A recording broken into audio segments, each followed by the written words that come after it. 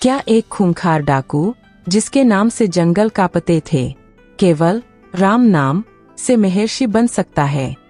अगर आपको लगता है कि इंसान कभी नहीं बदलता तो ये कहानी आपकी सोच बदल देगी। पूरी कहानी अंत तक सुनना, क्योंकि अंत में जो हुआ वो किसी चमत्कार से कम नहीं था। घने जंगलों के बीच एक भयानक नाम गूंजता था, रत्नाकर। वह डाकू था, निर्दयी, निडर और इतना क्रूर कि राहगीर उसका नाम सुनते ही कांप उठते थे। रत्नाकर जंगल से गुजरने वाले हर व्यक्ति को लूटता, कई बार मार भी डालता। उसके लिए सही गलत, पाप पुण्य जैसे शब्दों का कोई अर्थ नहीं था। उसका मानना था कि वह जो कुछ भी करता है अपने परिवार के भरण पोषण के लिए करता है। एक दिन उसी जंगल से महर्षि नारद का आगमन हुआ। नारद मुनि शांत भाव से वीणा बजाते हुए राम नाम का स्मरण कर रहे थे। जब रत्नाकर ने उन्हें देखा तो बिना देर किए उनका मार्ग रोक लिया। जो कुछ है निकालो, नहीं तो जान से जाओगे, रत्नाकर ने कठोर स्वर में कहा। नारद मुनि मुस्कराए। न भय न क्रोध, बस करुणा। उन्होंने शांत स्वर में पूछा, तुम ये सब क्यों करते हो रत्नाकर? रत्नाकर ने गर्व से कहा, अपने परिवार के लिए, उन्हें पालने के लिए। नारद मुनि ने एक ऐसा प्रश्न किया जिसने रत्नाकर के भीतर पहली बार हलचल पैदा की। क्या तुम्हारा परिवार तुम्हारे इन पापों में भागीदार बनेगा?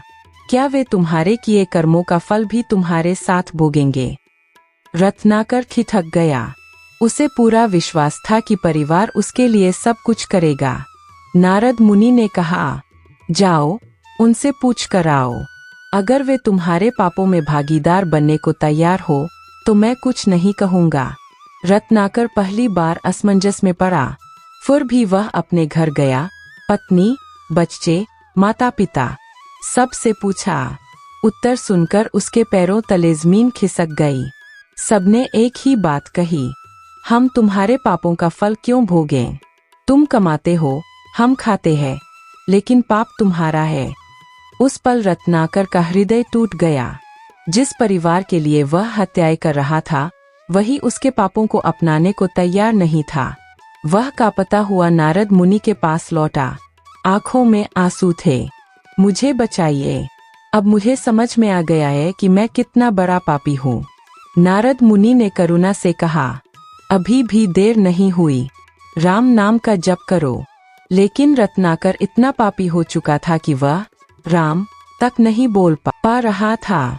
नारद मुनि ने उपाय बताया, तुम मरा मरा जपो।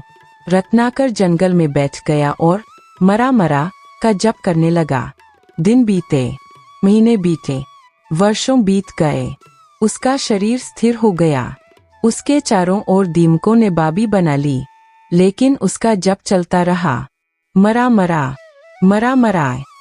धीरे धीरे वही शब्द बदल गए, राम राम, राम राम।